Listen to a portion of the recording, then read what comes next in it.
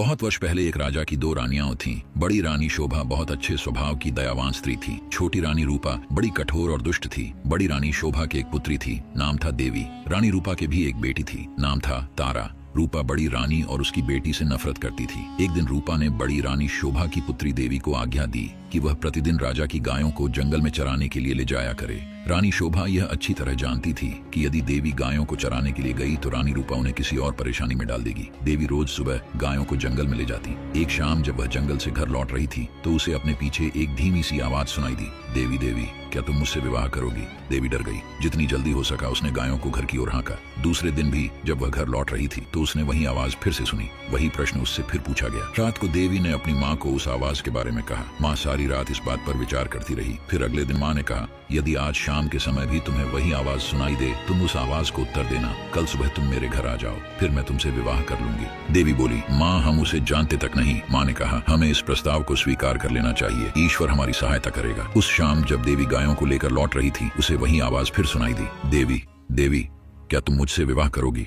क्या तुम मुझसे विवाह करोगी? देवी रुक गई। उसने पीछे मुड़कर देखा लेकिन उसे कोई नहीं दिखाई दिया। वह हिचकिचाई। फिर उसे माँ के शब्द याद आ गए। वह जल्दी से बोली, हाँ यदि तुम कल सुबह मेरे घर आ जाओ तो मैं तुमसे विवाह कर लूंगी। तब वह बड़ी तेजी से गायों को हाँकती हुई घर चली गई। अगले दिन सुबह रानी शोभा जल्दी उठ गई। उसने जाकर बाहर का दरवाजा खोला। अचानक उसे एक धक्का सा लगा और वह स्तब्ध रह गई। एक बड़ा अजगर कुंडली मारे सीढ़ियों पर बैठा था। रानी शोभा सहायता के लिए चिल्लाई। देवी और नौकर भागे भागे आए कि क्या बात है। तभी एक आश्चर्यजनक बात हुई। अजगर बोला, नमस्कार, मुझे निमंत्रित किया गया था इसलिए मैं आया हूँ। आपकी लड़की ने मुझसे वायदा किया था कि यदि मैं सुबह घर आ सकूं तो वह मुझसे विवाह कर लेगी। मैं इसलिए आया हूँ। रानी शोभा की समझ में नहीं आ रहा था कि वह करे तो क्या करे। एक नौकर भागकर रानी रूपा के पास गया और उसे उसने सारी घटना बतला दी। रानी यह सुनकर प्रसन्न हुई। वह उसी समय अपने नौकरों के साथ रानी शोभा के घर गई। रानी रूपा बोली, यदि राजकुमारी देवी ने किसी के साथ विवाह का वायदा किया है तो उसे अपना वायदा अवश्य निभाना चाहिए। उसी दिन विवाह हो गया। रानी शोभा और देवी के लिए यह कोई प्रसन्नता का समय नहीं था। विवाह के पश्चात अजगर अपनी पत्नी के साथ उसके कमरे में गया।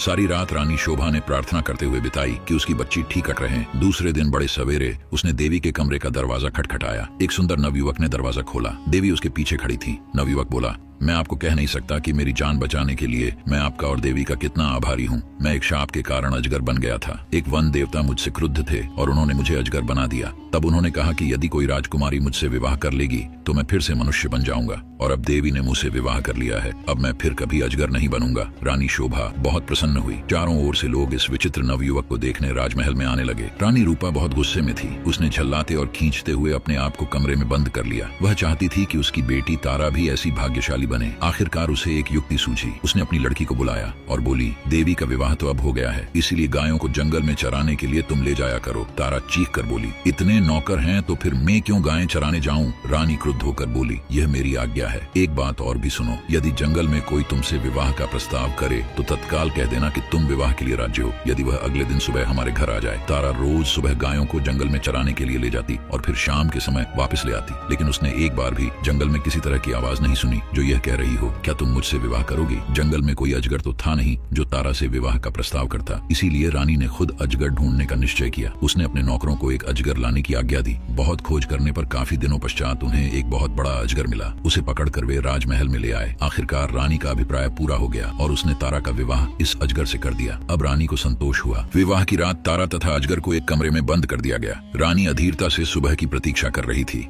रानी रूपा ने